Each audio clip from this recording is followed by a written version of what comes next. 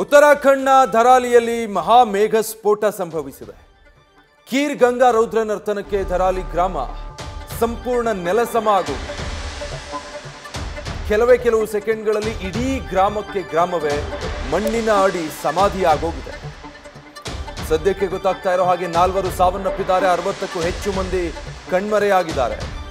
130 ಜನರ ರಕ್ಷಣೆ ಮಾಡಲಾಗಿದೆ. ಇಲ್ಲಿವರೆಗೆ ಐಟಿಬಿಪಿ ಕ್ಯಾಂಪ್ನಲ್ಲಿದ್ದಂಥ 8 ರಿಂದ 10 ಸೈನಿಕರು ಕೂಡ ನಾಪತ್ತೆಯಾಗಿದ್ದಾರೆ ಅನ್ನೋ ಮಾಹಿತಿ ಸಿಗ್ತಾ ಇದೆ. ಎಸ್ಡಿಆರ್ಎಫ್, ಎನ್ಡಿಆರ್ಎಫ್, ಐಟಿಬಿಪಿ ಮತ್ತೆ ಸೇನೆಯಿಂದ ಕಾರ್ಯಾಚರಣೆ ನಡೀತಾ ಇದೆ. ಈ ಕಾರ್ಯಾಚರಣೆಗೆ 2 MiG-17 ಮತ್ತೆ 2 ಚಿನಾಕ್ ಹೆಲಿಕಾಪ್ಟರ್ಗಳನ್ನು ಬಳಕೆ ಮಾಡಿಕೊಳ್ಳಲಾಗ್ತಾ ಇದೆ. ಇನ್ಯಾವುದೇ ರೀತಿಯ ಕಾರ್ಯಾಚರಣೆಯಲ್ಲಿ ಸಾಧ್ಯ ಆಗ್ತಾ ಇಲ್ಲ. ಹೀಗಾಗಿ ರಣಭೀಕರ ದುರಂತದ ಮಧ್ಯೆ ಮತ್ತೆ ಗುಡ್ಡ ಕುಸಿಯುವಂತ ಆತಂಕ ಇದೆ. ಈಗಾಗಲೇ ಒಂದಿಡೀ ಗ್ರಾಮವೇ ಮಣ್ಣಲ್ಲಿ ಮುಚ್ಚಿ ಹೋಗಿದೆ. ಹಲವರು ಕಣ್ಮರೆಯಾಗಿದ್ದಾರೆ, 4 ಜನ ಸಾವನ್ನಪ್ಪಿದ್ದಾರೆ. ಇದರ ಮಧ್ಯೆ ಈ ರಕ್ಷಣಾ ಕಾರ್ಯಾಚರಣೆನೇ ಈಗ ಸವಾಲಾಗಿ ಪರಿಣಮಿಸಿರೋ ಮಧ್ಯೆ ಈಗ ಮತ್ತೆ ಗುಡ್ಡ ಕುಸಿತ ಆಗುವಂತಹ ಆತಂಕ ಸೃಷ್ಟಿಯಾಗಿದೆ. ಹೆಲಿಕಾಪ್ಟರ್ಗಳು, ಮಿಗ್ ವಿಮಾನಗಳನ್ನು ಬಳಸಿಕೊಂಡು ಅಲ್ಲಿ ರಕ್ಷಣಾ ಕಾರ್ಯಾಚರಣೆಯನ್ನು ಎನ್ಡಿಆರ್ಎಫ್, ಎಸ್ಡಿಆರ್ಎಫ್ ಮತ್ತೆ ಸ್ಥಳೀಯ ಪೊಲೀಸರು, ರಕ್ಷಣಾ ದಳದ ತಂಡ ನಡೆಸ್ತಾ ಇದೆ. ಸಾವಿನ ಸಂಖ್ಯೆ ಇನ್ನೂ ಹೆಚ್ಚಾಗುವಂತಹ ಸಾಧ್ಯತೆ ದಟ್ಟವಾಗಿ ಕಂಡು ಬರ್ತಾ ಇದೆ. ಉತ್ತರಾಖಂಡ್ನ ಧರಾಲಿ ಅನ್ನುವಂಥ ಗ್ರಾಮದಲ್ಲಿ ನಿನ್ನೆ ಮಧ್ಯಾಹ್ನ ಸಂಭವಿಸಿದಂಥ ಮೇಘ ಸ್ಫೋಟದಿಂದ ಉಂಟಾಗಿರುವಂಥ ಪರಿಸ್ಥಿತಿ, ಒಂದಿಡೀ ಗ್ರಾಮವೇ ಸಂಪೂರ್ಣವಾಗಿ ಮಣ್ಣಿನ ಅಡಿ ಸಿಲುಕಿ ನೆಲಸಮ ಆಗೋಗಿದೆ, ನಾಮಾವಶೇಷ ಆಗೋಗಿದೆ. ಇಲ್ಲೊಂದು ಗ್ರಾಮ ಇತ್ತು ಅನ್ನೋದು ಅಲ್ಲಿರುವಂಥ ಅವಶೇಷಗಳನ್ನು ನೋಡಿದರೆ ಗೊತ್ತಾಗ್ಬೋದು ಅಷ್ಟೇ. ಅದಕ್ಕೆ ಮುಂಚೆ ಆ ಪರಿಸ್ಥಿತಿ, ಆ ಗ್ರಾಮ ಹೇಗಿತ್ತು, ಈಗ ಹೇಗಾಗಿದೆ ಅನ್ನೋದನ್ನು ನೋಡಿದರೆ ಗಾಬರಿ ಹುಟ್ಟಿಸುತ್ತೆ. ಅಷ್ಟರ ಮಟ್ಟಿಗೆ ಒಂದು ಇಡೀ ಗ್ರಾಮ ಆ ಗುಡ್ಡದ ಮೇಲಿಂದ ಯಮಸ್ವರೂಪಿಯಾಗಿ ಬಂದಂತಹ ಪ್ರವಾಹದಲ್ಲಿ ಸಿಲುಕಿ ಕೊಚ್ಚಿ ಹೋಗಿ, ಆ ಕೆಸರು ಮಿಶ್ರಿತ ಪ್ರವಾಹದಲ್ಲಿ ಸಿಲುಕಿ ಮಣ್ಣಿಂದ ಒಂದಿಡೀ ಗ್ರಾಮ ಮುಚ್ಚೋಗಿದೆ. ಸದ್ಯಕ್ಕಿರೋ ಮಾಹಿತಿ 4 ಸಾವನ್ನಪ್ಪಿದ್ದಾರೆ, ಅನೇಕರು ಕಣ್ಮರೆಯಾಗಿದ್ದಾರೆ. 100ಕ್ಕೂ ಹೆಚ್ಚು ಜನರನ್ನು ಈಗಾಗಲೇ ರಕ್ಷಿಸಲಾಗಿದೆ. ಇನ್ನೂ ರಕ್ಷಣಾ ಕಾರ್ಯಾಚರಣೆ ಮುಂದುವರಿತಾ ಇದೆ.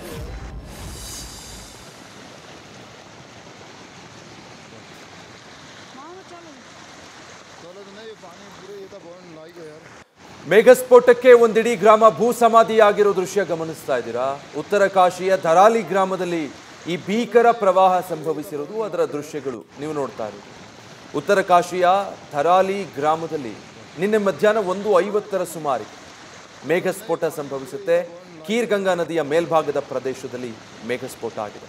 ಡೀಟೇಲ್ಸ್ ಕೊಡ್ತಾರೆ ಈ ಬಗ್ಗೆ ನಮ್ಮ ಪ್ರತಿನಿಧಿ ಜಗದೀಶ್. ಒಂದೊಂದು ದೃಶ್ಯಗಳು ರಣಭೀಕರ ಅಂತ ಅನ್ಸುತ್ತೆ. ಸದ್ಯ ಉತ್ತರಾಖಂಡ್ನ ಈ ಧರಾಲಿ ಗ್ರಾಮದಲ್ಲಿ ಸುತ್ತಮುತ್ತ ಏನ್ ಪರಿಸ್ಥಿತಿ ಇದೆ?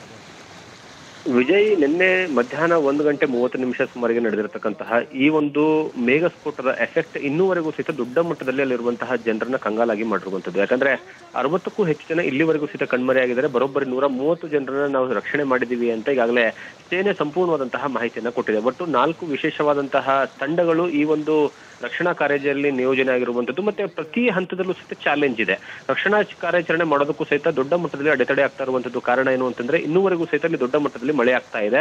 ಮತ್ತೆ ಅದರ ಜೊತೆಗೆ ಕೆಲವೊಂದು ಭಾಗಗಳಲ್ಲಿ ಈ ಧರಾಲಿ ಗ್ರಾಮ ಏನಿದೆ ಅದರ ಅಕ್ಕಪಕ್ಕದಲ್ಲಿ ಅದಾದ ಮೇಲೆ ನಿನ್ನೆ ಆಗಿರ್ತಕ್ಕಂತಹ ದುರ್ಘಟನೆಯ ನಂತರದಲ್ಲೂ ಸಹಿತ 3 ರಿಂದ 4 ಕಡೆಗೆ ಗುಡ್ಡ ಕುಸಿತ ಆಗಿರುವಂತಹ ಕಾರಣಕ್ಕಾಗಿ ರಕ್ಷಣಾ ತಂಡ ಅಲ್ಲಿಗೆ ರೀಚ್ ಆಗೋದಕ್ಕೂ ಸಹಿತ ಆಗ್ತಾ ಇಲ್ಲ. ಮತ್ತೊಂದು ಕಡೆಗೆ ಬರೋಬ್ಬರಿ 120ಕ್ಕೂ ಹೆಚ್ಚು ಜನ ರಕ್ಷಣಾ ಕಾರ್ಯಾಚರಣೆ ತಂಡವನ್ನ ಅಲ್ಲಿ ನಿಯೋಜನೆ ಮಾಡಿರುವಂತದ್ದು. ಪ್ರತಿಯೊಬ್ಬರು ಸಹಿತ ಆ ಕೆಸರಿನಲ್ಲಿ ಇರುವಂತಹ ಜನರನ್ನ ಹೊರಗಡೆ ತೆಗೆಯೋದು ಮತ್ತೆ ಅದರ ಜೊತೆಗೆ ಅತ್ಯಾಧುನಿಕ ಯಂತ್ರಗಳನ್ನ ಅಲ್ಲಿ ತೆಗೆದುಕೊಂಡು ಹೋಗೋದಕ್ಕೆ ಆಗದೇ ಇರುವಂತಹ ಪರಿಸ್ಥಿತಿ ನಿರ್ಮಾಣವಾಗಿದೆ.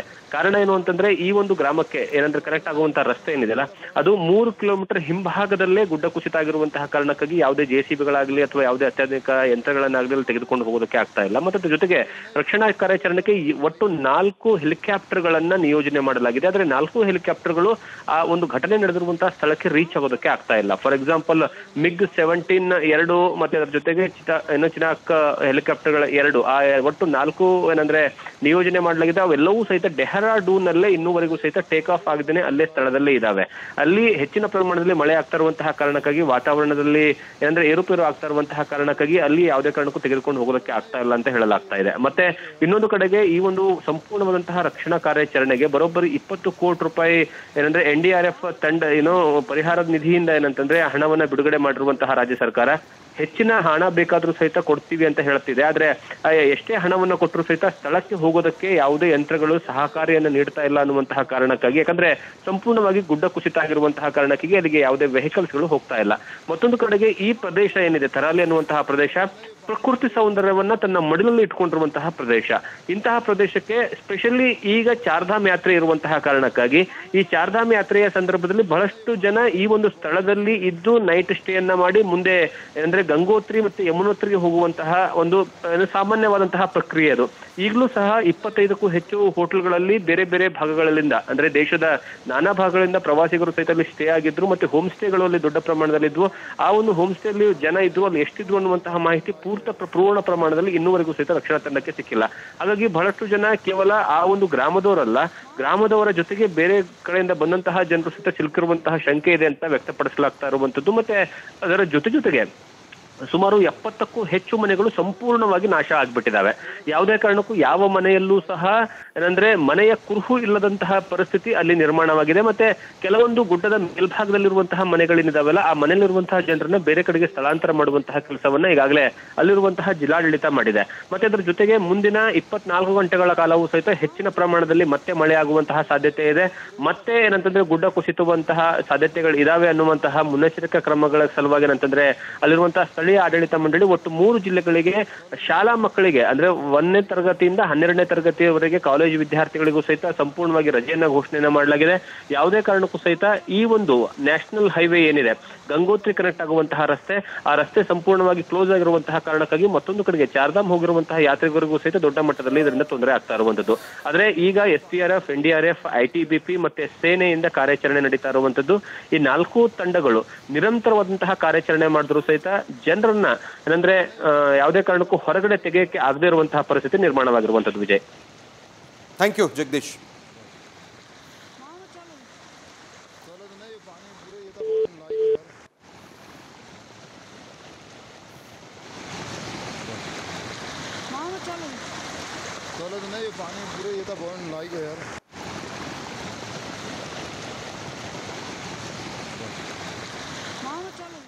ಉತ್ತರಾಖಂಡದ ಈ ಧರಾಲಿ ಅನ್ನುವಂಥ ಗ್ರಾಮದಲ್ಲಿ ಗುಡ್ಡದ ಮೇಲ್ಭಾಗದಿಂದ ಕೆಸರು ಮಿಶ್ರಿತವಾದಂಥ ಪ್ರವಾಹ ಕ್ಷಣ ಮಾತ್ರದಲ್ಲಿ ಬಂದಪ್ಪಳಿಸಿದ ಪರಿಣಾಮ ಕಣ್ಮುಚ್ಚಿ ಬಿಡೋದ್ರೊಳಗೆ ಒಂದು ಇಡೀ ಗ್ರಾಮ ಸಂಪೂರ್ಣವಾಗಿ ಭೂ ಸಮಾಧಿಯಾಗೋಗಿದೆ.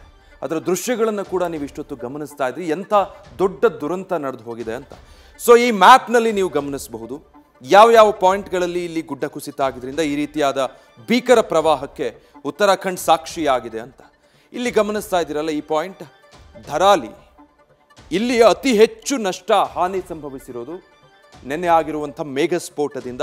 ಇಷ್ಟೊತ್ತು ನೀವೇನು ಸ್ಕ್ರೀನಲ್ಲಿ ಗಮನಿಸ್ತಾ ಇದ್ರಿ ಆ ರಣಭೀಕರ ಪ್ರವಾಹದ ದೃಶ್ಯಗಳು, ಗುಡ್ಡದ ಮೇಲಿಂದ ಬಂದಂತಹ ಪ್ರವಾಹ ಇಡೀ ಗ್ರಾಮವನ್ನೇ ಸಂಪೂರ್ಣ ಭೂ ಸಮಾಧಿ ಮಾಡಿ ಮುಂದಕ್ಕೆ ಹೊರಟಿತ್ತಲ್ಲ, ಆ ಘಟನೆ ನಡೆದಿರೋದು ಇದೇ ಧರಾಲಿಯಲ್ಲಿ.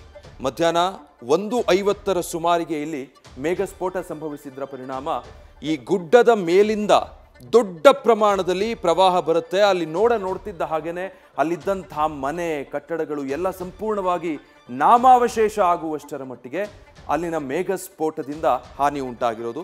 ಅದರ ಜೊತೆಗೆ ಮಧ್ಯಾಹ್ನ 3:30ಕ್ಕೆ ಈ ಹರ್ಸಿಲ್ ಈ ಪ್ರದೇಶದಲ್ಲಿ, ಅದಕ್ಕೂ ಮುಂಚೆ ಮಧ್ಯಾಹ್ನ 3 ಗಂಟೆಗೆ ಸುಕ್ಕಿ ಈ ಪ್ರದೇಶದಲ್ಲಿ, ಈ ಸ್ಟಾರ್ ರೀತಿ ಮಾರ್ಕ್ ಮಾಡಿ ತೋರಿಸ್ತಾ ಇರುವಂಥ 3 ಪಾಯಿಂಟ್ಗಳಿದೆಯಲ್ಲ, ಈ ಪ್ರದೇಶಗಳಲ್ಲಿ ಬಹಳ ದೊಡ್ಡ ಪ್ರಮಾಣದ ಪ್ರವಾಹ ಸೃಷ್ಟಿಯಾಗಿ ಅದರಿಂದ ಊಹಿಸೋದಕ್ಕೂ ಸಾಧ್ಯ ಆಗದಂಥ ಹೊಡೆತವನ್ನು ಉತ್ತರಾಖಂಡ್ ತಿಂದಿದೆ.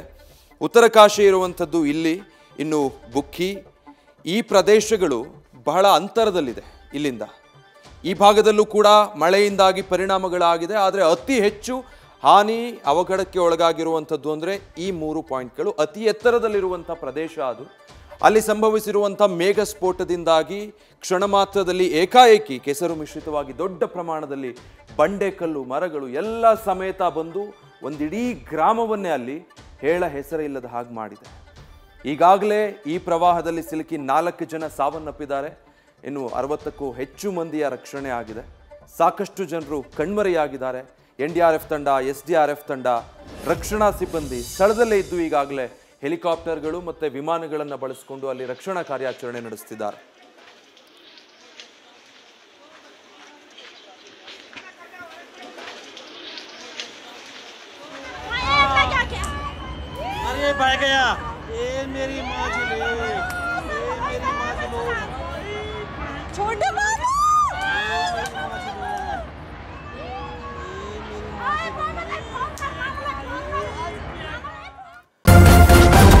ನ್ಯೂಸ್ ಫಸ್ಟ್ ನಿರ್ಭೀತಿಯಿಂದ ನಿಮ್ಮ ಪರವಾಗಿ.